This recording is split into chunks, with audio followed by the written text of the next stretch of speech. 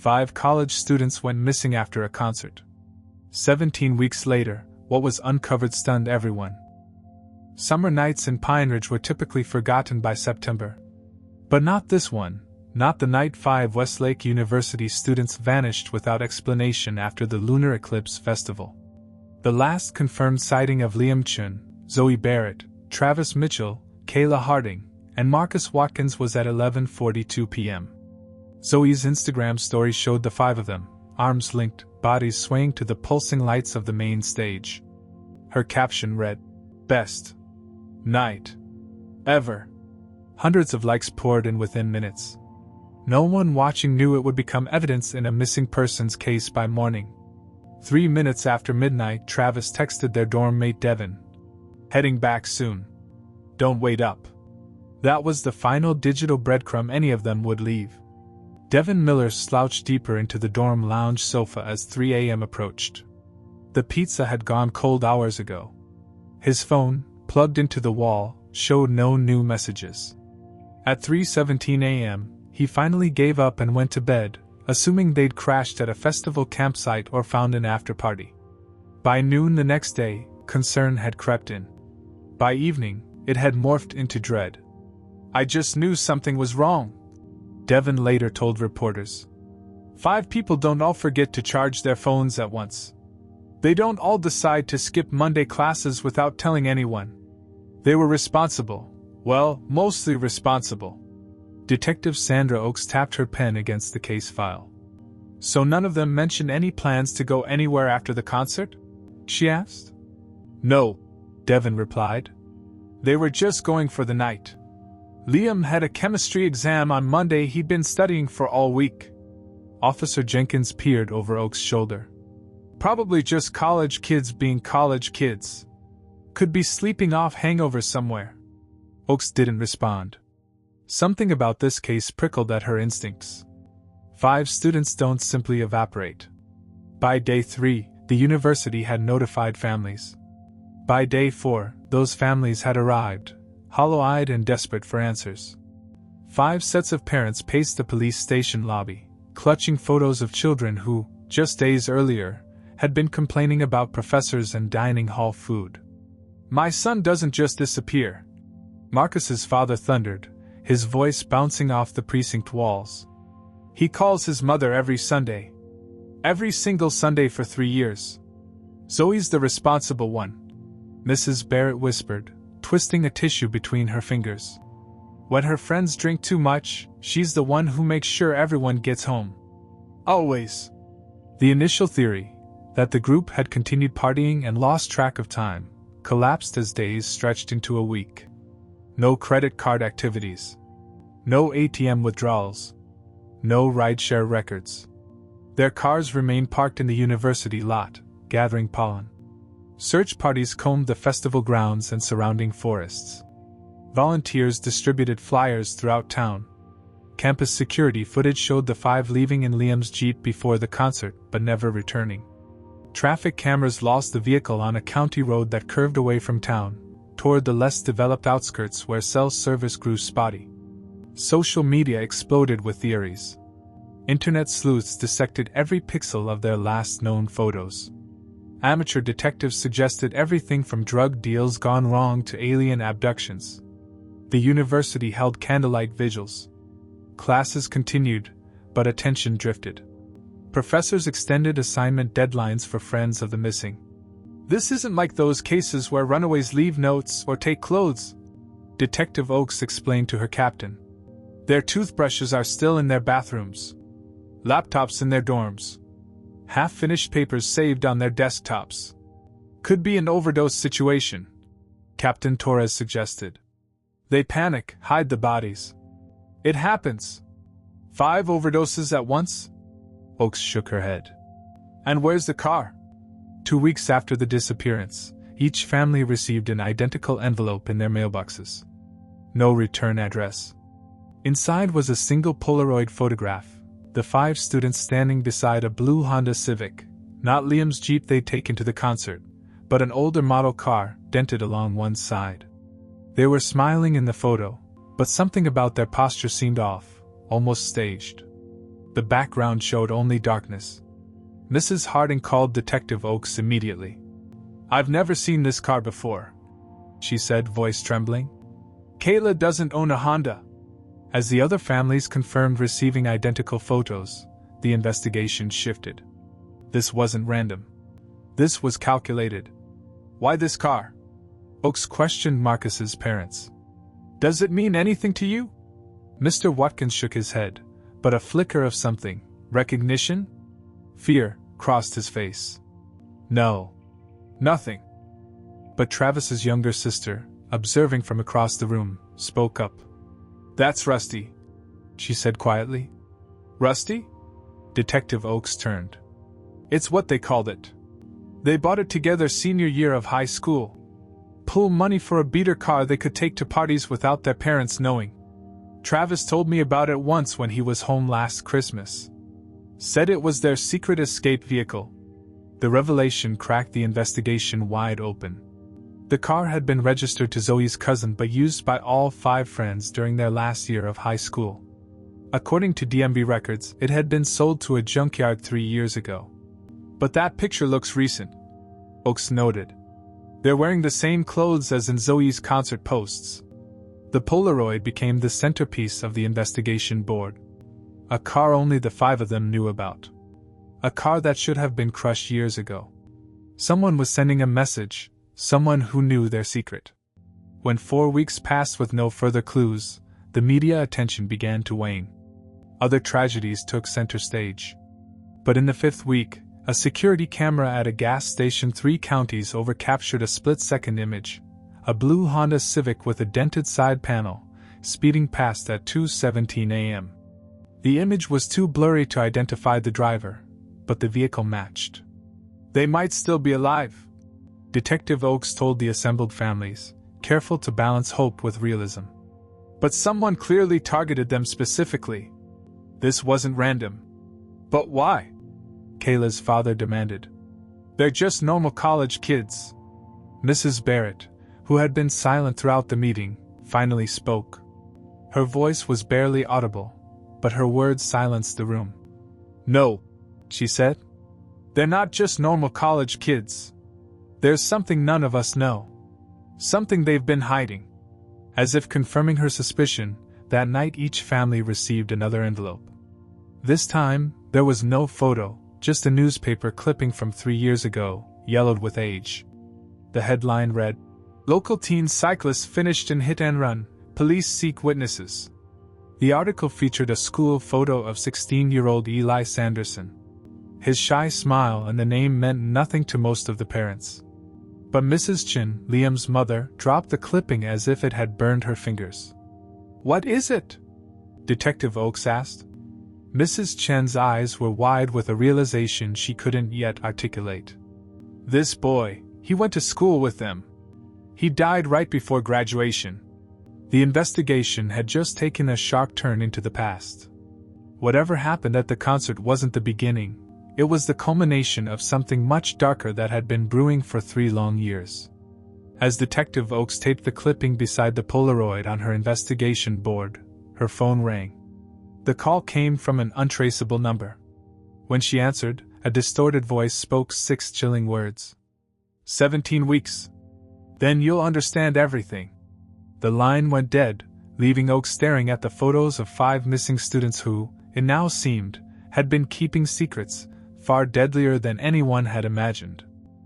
3 years earlier, on a fog-shrouded night in May, the same blue Honda Civic sped down Blackwood Road, its headlights cutting through mist that hung over the asphalt like phantom breath. Inside, 5 high school seniors celebrated their upcoming graduation. "Turn it up!" Kayla shouted, her voice competing with already blaring music. Travis obliged, cranking the volume as Marcus passed around a half-empty bottle of vodka stolen from his parents' liquor cabinet. Zoe, always the cautious one, glanced nervously at Liam behind the wheel. "Maybe slow down a bit?" Liam grinned, buzzed but not yet drunk. "Live a little. We're practically college students now." None of them saw the bicycle until it was too late. The rider appeared from nowhere, a dark figure on the shoulder of the road, no reflectors, no helmet. Liam swerved, but the sickening thud that followed told them everything. The car spun, tires squealing against wet pavement before sliding into a ditch. Silence descended, broken only by their panicked breathing. "Oh my God!" Zoe whispered, hands covering her mouth. "Oh my God!" They stumbled out of the car, the cold air shocking them into partial sobriety. About 20 feet behind them, a crumpled form lay motionless beside a mangled bicycle. Marcus reached him first. "Hey! Hey, can you hear me?" His fingers pressed against the boy's neck, searching for a pulse that wasn't there. Blood pooled beneath the victim's head, black in the moonlight. Travis vomited into the bushes. Kayla stood frozen, eyes wide with horror. "It's Eli," Liam said, recognition dawning as he knelt beside the body. "Eli Sanderson. He's in my biology class. We need to call 911, Zoe said, pulling out her phone with trembling hands. "Wait." Marcus grabbed her wrist. "We've all been drinking. Liam was driving. Do you know what happens next? Vehicular manslaughter. Liam goes to prison. We all get accessory charges. College? Gone. Our futures? Over. We can't just leave him," Zoe cried. "He's already dead," Marcus said flatly. "We can't help him now." The 5 teenagers stood in a circle around the body, the weight of their decision hanging in the night air. Rain began to fall, gentle at first, then heavier. "If we call now," Travis reasoned, voice hollow, "they'll test our blood alcohol.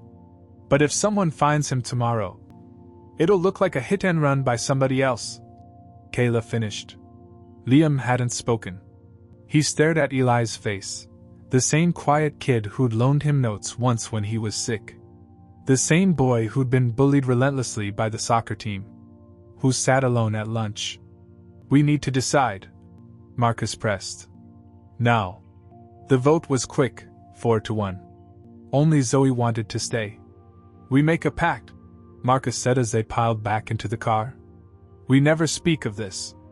To anyone. Ever. This is wrong," Zoe whispered, tears streaming down her face. "It's survival," Travis countered. They abandoned the car 2 miles away, wiped it clean of prints, and walked home in separate directions through the rain. By morning, they'd convinced themselves it was the only choice they could have made. The funeral was small. Eli had few friends. The 5 watched from a distance as Mrs. Sanderson collapsed beside her son's casket. Liam noticed a younger boy, maybe 12, holding her hand, face blank with shock. "Probably his brother," Kayla murmured. In the weeks that followed, local papers called it an unsolved tragedy.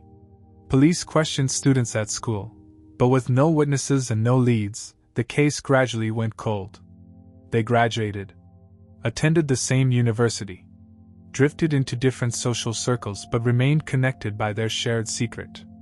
They rarely spoke of that night, but it lived in their nightmares, in their sudden silences, in the way they flinched at the sound of bicycle bells. The blue Honda stayed hidden in Travis's uncle's garage for months before they sold it to a junkyard under a false name. They thought they were free. But secrets have a way of surfacing. 2 years after the accident, Mrs. Chin received a letter from an old friend, Mrs. Sanderson. The women had worked together briefly at the hospital years ago. The letter was simple. Her older son had died in a hit-and-run, but her younger son, whom she'd had later in life with her second husband, was thriving. He was computer-gifted, focused. "Liam was always so kind to him," she wrote. "Eli spoke of him often." Mrs. Chin never mentioned the letter to Liam. Never told him that Eli had considered him a friend. Never realized that the dead boy had admired her son from afar.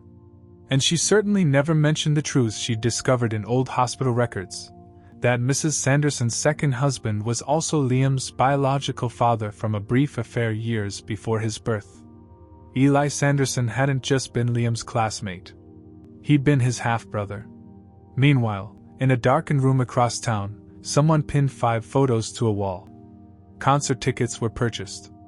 A plan 3 years in the making was finally set in motion.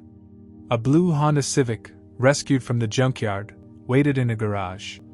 Justice would come. Not from the law, but from somewhere much darker, from someone who had watched 5 friends move on with their lives while his brother lay forgotten under 6 feet of earth. Consciousness returned to Zoe in waves. First came sound, dripping water somewhere distant. Then sensation, cold stone beneath her cheek. Finally sight, darkness pierced by a single fluorescent light hanging from a vaulted ceiling. She was lying on the floor of what appeared to be an abandoned church. Stained glass windows had been painted black. Pews had been removed, leaving only a stone altar at the front. A speaker system hung in each corner of the room, and a small camera blinked red from above the sealed entrance. "Hello?" Her voice echoed in the empty space. "Is anyone there?" Miles away, Kayla woke in a cold storage room. Metal shelving lined the walls, empty except for a single bottle of water and a granola bar. The door was industrial-grade steel with no handle on the inside. A small monitor mounted on the wall remained dark. Travis found himself in what looked like a school library, but the windows had been replaced with concrete blocks. Books lined the walls, all of them about guilt, crime, and punishment. The exit was bolted shut. Marcus's prison was a retrofitted school bus buried halfway into the ground. The seats had been removed, leaving a narrow metal tube. The windows were covered with steel plates welded from the outside. Each captive space had been carefully designed, different yet connected by purpose. And in each room, painted in red across one wall, were 2 words, 17 weeks. The first voice came through the speakers at exactly noon on the first day. Electronically distorted, it addressed each prisoner by name. "Welcome to your reckoning," it announced in Zoe's church.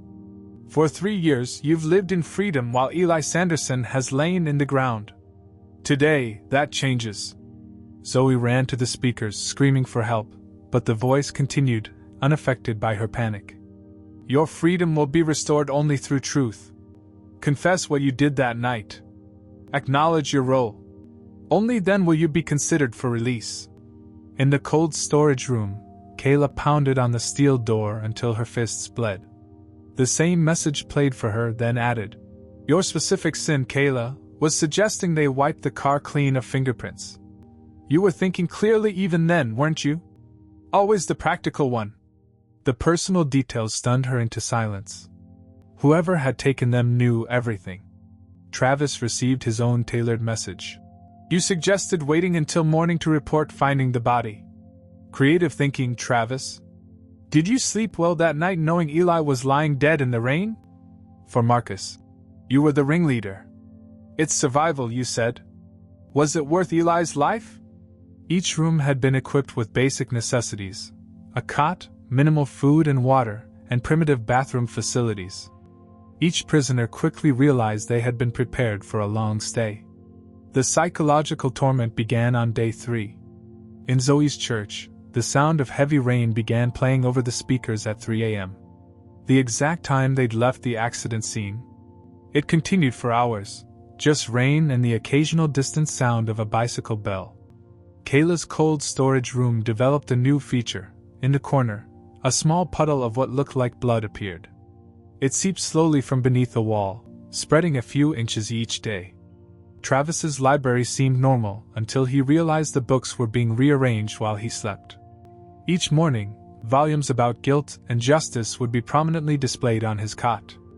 Marcus experienced the most direct torment, flashing bicycle reflector lights that strobed through his bus prison at random intervals, accompanied by the sound of screeching tires and impact.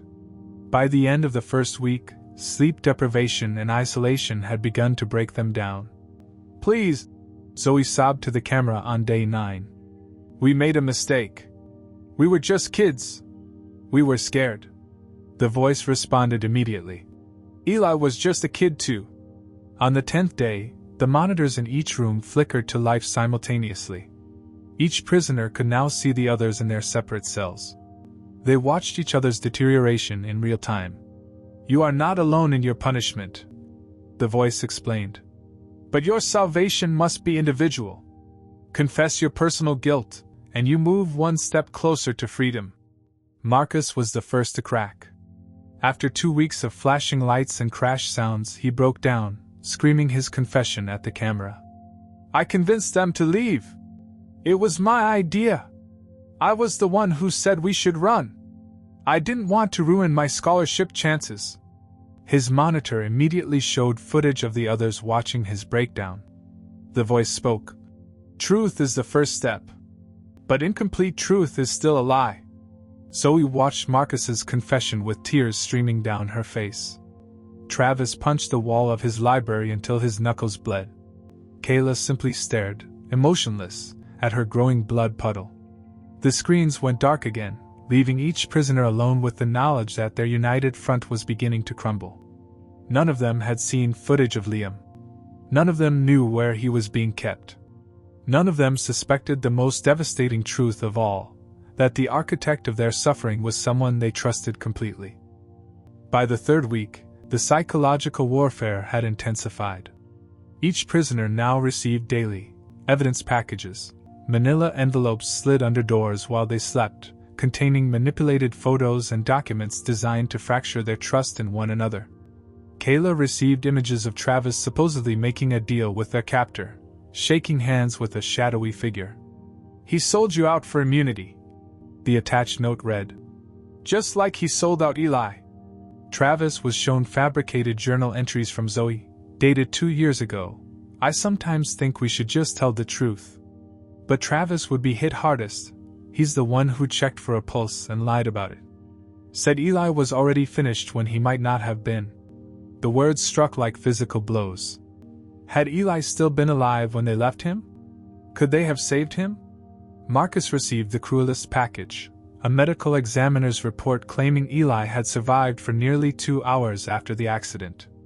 It was expertly forged, but the implication was clear: their decision to flee had directly caused his death. Meanwhile, the monitors occasionally displayed edited footage of confessions from the others. Each prisoner saw their friends apparently betraying them, shifting blame, rewriting history. Zoe was the one who spotted him first, Marcus claimed in a doctored video shown to Zoe. She yelled "Watch out," but it was too late. If she'd spoken up a second earlier. The seeds of doubt bloomed into paranoia. With no way to communicate directly with each other, no way to separate fact from fiction, their collective guilt fractured into individual desperation. On day 25, their captor introduced a new element, a red button installed in each room beside a microphone. "Press to record your full confession," announced the distorted voice. "Complete honesty will be rewarded." Travis was the second to break, after Marcus. Fatigued from sleep deprivation and convinced the others had already betrayed him, he pressed the button. "I knew he might still be alive," he admitted, voice cracking. "I checked his pulse, but it was faint. I told everyone he was deceased because I didn't want to deal with it. I didn't want the consequences." He collapsed, sobbing. I finished him by doing nothing." After Travis's confession, the water supply in his room improved. His food portions increased slightly. The message was clear: cooperation brought rewards. Zoe watched these changes on her monitor with growing confusion. The Travis she saw receiving better treatment didn't match the Travis who had supposedly betrayed her in the photos. Something wasn't adding up. On day 30, she discovered a loose brick in her church prison. Behind it was a folded note: "Don't trust what you see on the screens. Think about who's missing." The handwriting seemed familiar, but Zoe couldn't place it. Who's missing?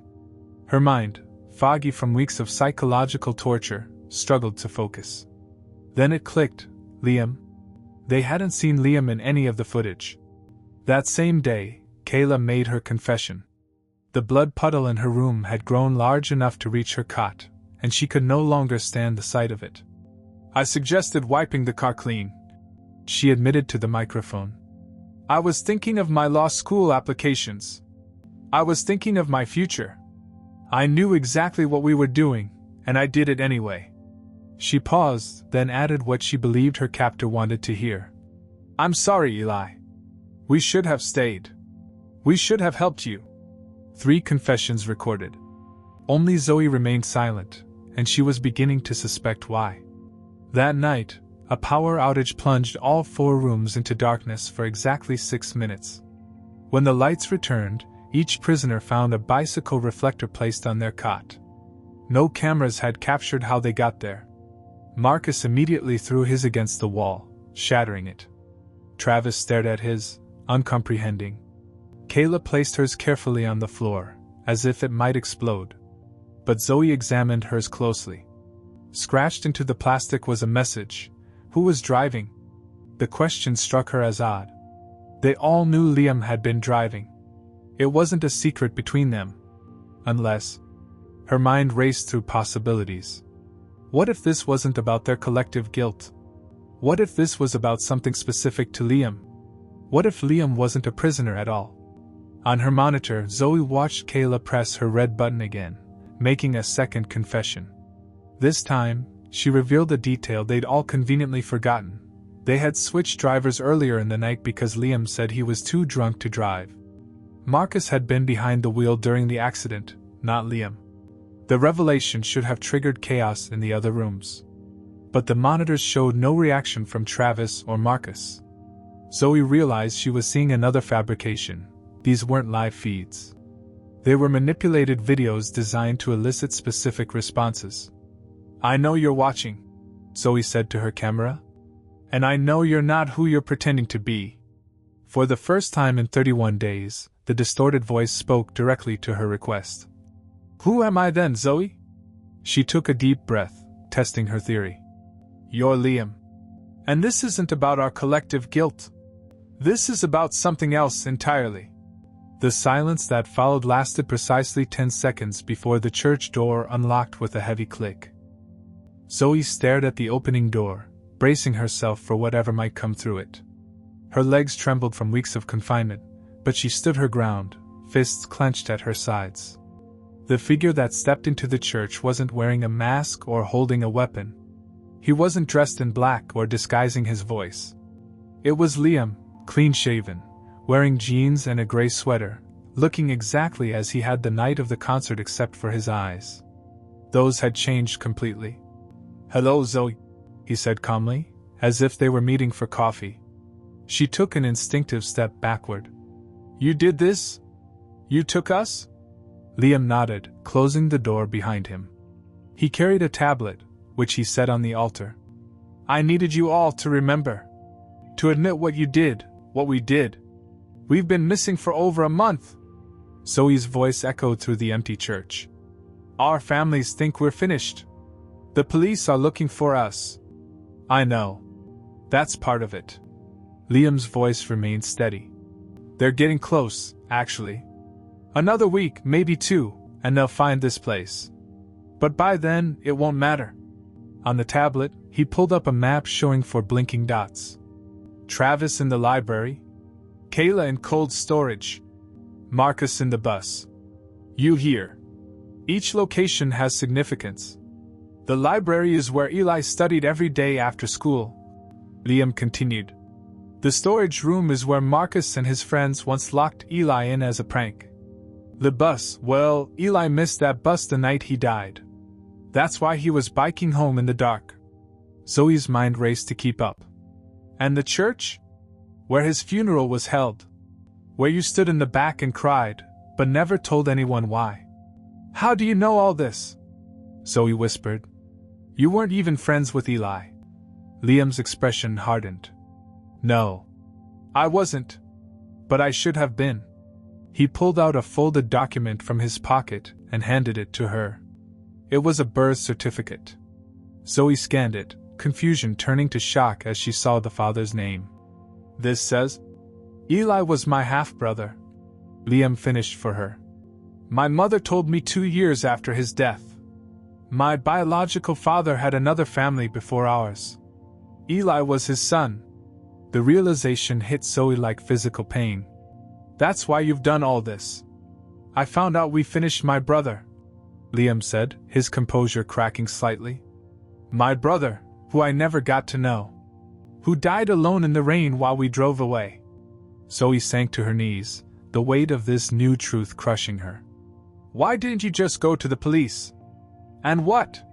Get reduced sentences because we were minors? Community service for taking a life? Liam's voice rose for the first time. No. I needed you all to feel what he felt. Trapped. Alone. Afraid. Fighting for breath with no one coming to help. He tapped the tablet, bringing up video feeds of the other 3 prisoners. I've watched you all these weeks. Seen what you do when pushed to the edge. Marcus blamed everyone but himself. Travis broke down. Kayla calculated how much truth to tell to improve her situation. He looked directly at Zoe. And you're the only one who figured it out. What happens now? Zoe asked. Now I show you what I built. Liam gestured for her to follow. He led her through a series of corridors to a control room filled with monitors, computers, and recording equipment. One wall displayed newspaper clippings about Eli's death and photos of the 5 friends from high school. I spent 2 years planning this, Liam explained, gesturing to the setup. Bought this abandoned youth camp. Installed the surveillance. Created the psychological profiles. I knew exactly how each of you would break. On the main screen, Zoe could see Travis pacing his library prison, Marcus slumped in a corner of his bus, and Kayla staring blankly at her wall. You manipulated us, Zoe said. Those confessions, they were forced. But they were true, Liam countered. Every word was true. You all knew what you did was wrong, but you buried it so deep it took this to bring it out. He typed a command on the computer, and all 3 rooms filled with the sound of Liam's voice, his real voice, not the distorted version they'd been hearing. This is Liam Chin. The experiment is over. On the screens, Zoe watched confusion spread across her friends' faces. Liam? Travis called out. What's happening? You've been part of my project, Liam announced to all of them. A study in guilt, confession, and justice. Everything has been recorded. Your admissions. Your breakdowns. Your true characters revealed under pressure. Marcus rushed his camera, shouting threats. Kayla simply sat down, as if she'd been expecting this all along. Tomorrow, the doors will open, Liam continued. You'll be free to go. But your confessions won't stay here. They'll go to the police, the media, your families. Everyone will know what we did to Eli Sanderson. Zoe stared at Liam, seeing him clearly for the first time. Not her friend, not their captor, but something far more dangerous, someone who believed completely in the righteousness of his cause. You've become something worse than what we were, she said quietly. No, Liam replied. I've become what justice required. Eli never got to confront the people who left him to die. I'm just the instrument of his reckoning. He led Zoe back to the church and sealed the door once more. As he walked away, the speakers in all 4 rooms played a final message. 17 weeks to break you. 17 weeks because that's how long Eli had been driving his new bike before we finished him. 17 weeks of life we stole from him. Now everyone will know. Detective Sandra Oakes was reviewing security camera footage for the 100th time when her phone rang. The caller ID showed an unknown number. Detective Oakes, she answered, expecting another dead-end tip. I know where the missing students are. The voice was calm, articulate. 17 hours later, SWAT teams surrounded an abandoned youth camp 30 miles outside Pine Ridge. They found 4 traumatized college students in separate buildings across the property. A command center filled with sophisticated surveillance equipment. Hours of video recordings. Written confessions. But no Liam Chin. What they did find was a comprehensive digital package that had been scheduled to release to media outlets that morning. By the time the students reached the hospital, their 3-year-old secret was national news. College students confessed to fatal hit-and-run. The headline screamed. Kidnapping reveals deadly cover-up. The video confessions played on every news channel. Travis sobbing about checking Eli's pulse and lying. Kayla coldly discussing how she'd wiped down the car. Marcus blaming everyone but himself, then finally breaking down. Only Zoe's confession was absent, replaced with footage of her figuring out Liam's identity. Social media exploded. Hashtags formed. Hashtag Justice for Eli and hashtag 17 Weeks trended globally. Old classmates came forward with stories of how the 5 popular students had treated Eli. The quiet tragedy of 3 years ago transformed into a national conversation about privilege, responsibility, and reckoning. The legal consequences came swiftly. Travis Fletcher attempted to flee the country but was arrested at the Canadian border. His tearful parents posted bail, but his promising engineering future collapsed as the university expelled him. In court, he received 18 months for his role in the hit-and-run and subsequent cover-up, the harshest sentence of the 4. Kayla Harding, ever practical, immediately hired a crisis management team. She issued a public apology that seemed carefully crafted by publicists. "I was young and afraid, but that's no excuse. I accept full responsibility for my actions and the pain they caused." She entered intensive therapy and received 12 months of house arrest and 5 years probation. Her law school dreams evaporated. Marcus Watkins lost his basketball scholarship. The viral video of him blaming his friends before accepting responsibility had made him a symbol of deflection. Community service and probation were his legal punishments, but the public's judgment proved harsher. No team would touch him. Zoe Barrett received the lightest sentence, 6 months probation, after evidence showed she'd initially voted to stay with Eli and call police. She dropped out of college anyway, unable to face the whispers and stares. Quietly, she began volunteering at bicycle safety programs for children. Mrs. Sanderson, Eli's mother, attended each sentencing hearing, her younger son always beside her. She never spoke to reporters, but her silent presence said everything. As for Liam Chen, he vanished completely. The FBI added him to their wanted list for kidnapping and false imprisonment, but the public remained divided. Online communities painted him as everything from a vigilante hero to a dangerous psychopath. Some legal experts suggested any jury would be sympathetic to his motives. Others condemned his methods regardless of his justification. 3 months after the rescue, Detective Oakes received another package at the precinct. Inside was a USB drive containing additional footage not included in the public release, along with a handwritten letter. "I'm not seeking forgiveness or understanding," Liam had written. "I sought only truth. Eli deserved that much. He died alone on a road while 5 people who could have saved him drove away.